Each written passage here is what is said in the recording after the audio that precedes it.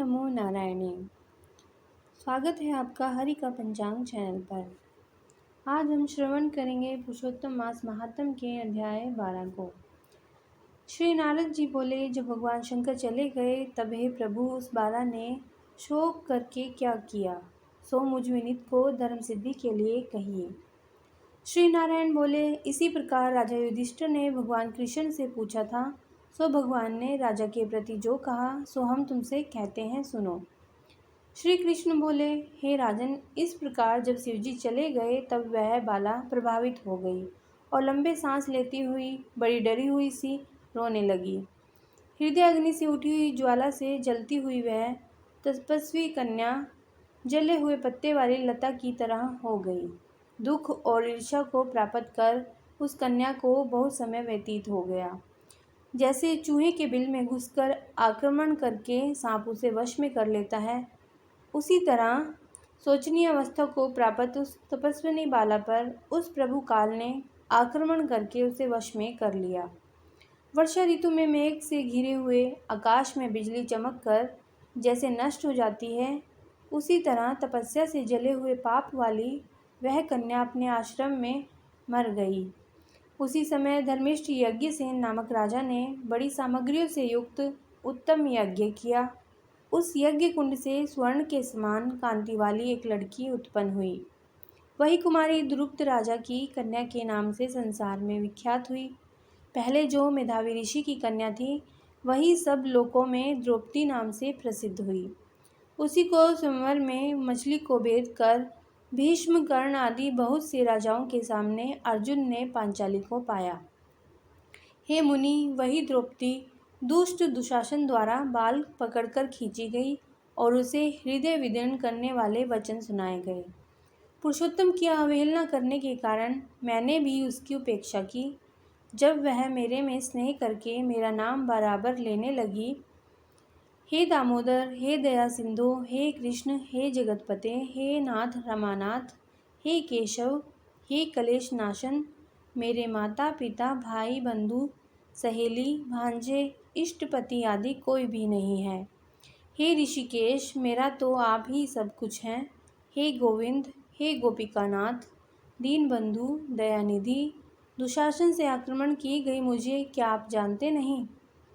यदि पहली पुकार में मैंने उसकी ओर कोई ध्यान नहीं दिया था, पर जब दुशासन से पराभूत होकर उसने मेरा पुनः स्मरण किया, तब गरुड़ पर चढ़कर शीघ्र वहां पहुंचकर मैंने, हे राजन, उसे बहुत से वस्त्रों से परिपूर्ण कर दिया। सदा मेरे में स्नेह करने वाली मैं ही प्राण हूँ, जिसकी ऐसी सदा मेरे भजन में परायण मेरी अत्यंत प्रिया सती सखी मुझको प्राणों के समान होने पर भी पुरुषोत्तम की अवहेलना करने के कारण उसकी उपेक्षा करनी पड़ी।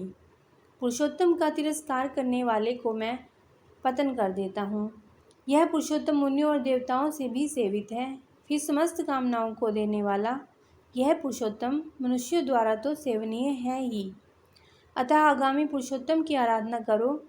14 वर्ष के संपूर्ण होने पर तुम्हारा कल्याण होगा।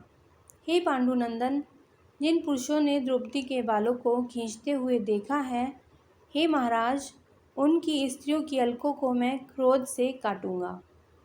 दुर्योधन आदि राजाओं को यमराज के भवन को पहुंचाऊंगा। बाद में तुम समस्त शत्रुओं का नाश करके राजा बनोगे।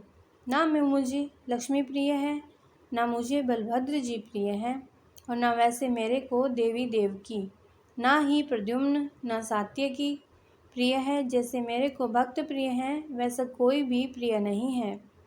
जिसने मेरे भक्तों को पीड़ित किया है, उसे मैं सदा पीड़ित रहता हूँ। हे पांडव, उसके समान मेरा अन्य कोई भी शत्रु नहीं है। उसके अपराध का फल देने वाला यमराज है, क्योंकि वह दुष्ट दंड देने के लिए भी मेरे से देखने के योग्य नहीं है। श्री नारायण बोले, श्री कृष्ण ने उन पांडुपुत्र युधिष्ठिर आदि को और द्रौपदी को समझाकर द्वारका जाने की इच्छा से कहा, हे राजन, वियोग से व्याकुल द्वारकापुरी को आज जाऊंगा, जहाँ पर महाभाग वसुदेव जी, हमारे बड़े भाई बलदेव जी, हमारी माता देवी देवकी तथा गद्द सांब आदि और आहुक आदि यादव, रुक्मणी आदि जो स्त्रियां हैं, दर्शन की उत्कंठा वाले, वे सब हमारे आगमन की कामना से टकटकी लगाकर हमारा ही चिंतन करते होंगे।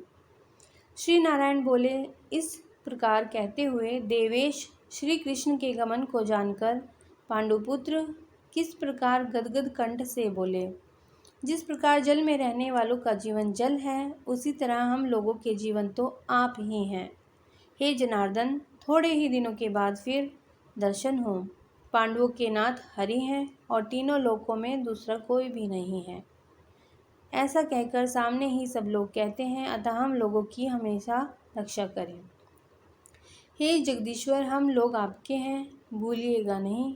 हम लोगों के चित्त रूपी भ्रमरों का जीवन आपका चरण कमल ही है।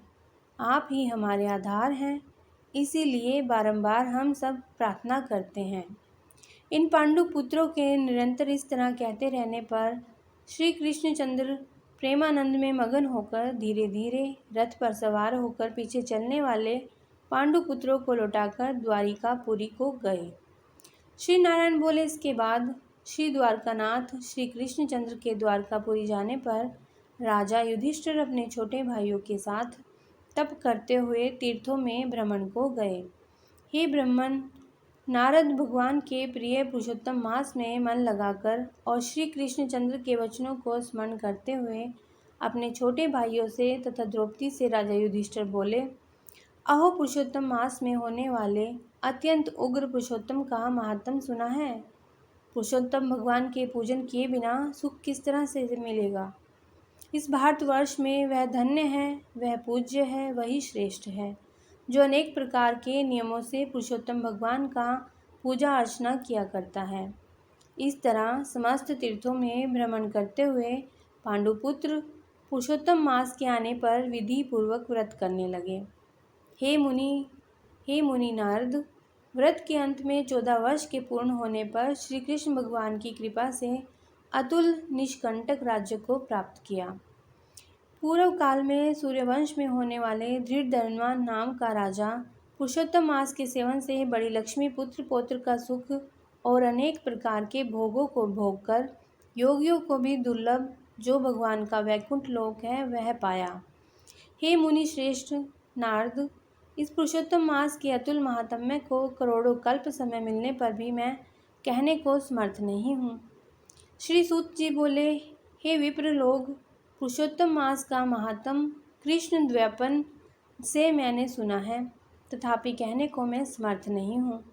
इस पुरुषोत्तम मास के अखिल महात्म्य को स्वयं नारायण जानते हैं या साक्षात वैकुंठवासी हरि भगवान जानते हैं, परंतु ब्रह्म आदि देवताओं से नमस्कार किए जाने वाले हैं, चरणपीठ जिनके, ऐसे गोलोकनाथ श्री कृष्णचंद्र भी अपनाए हुए पुरुषोत्तम मास का संपूर्ण महात्म नहीं जानते हैं, तो मनुष्य कहाँ से जान सकता है। यह 12वां अध्याय समाप्त हुआ।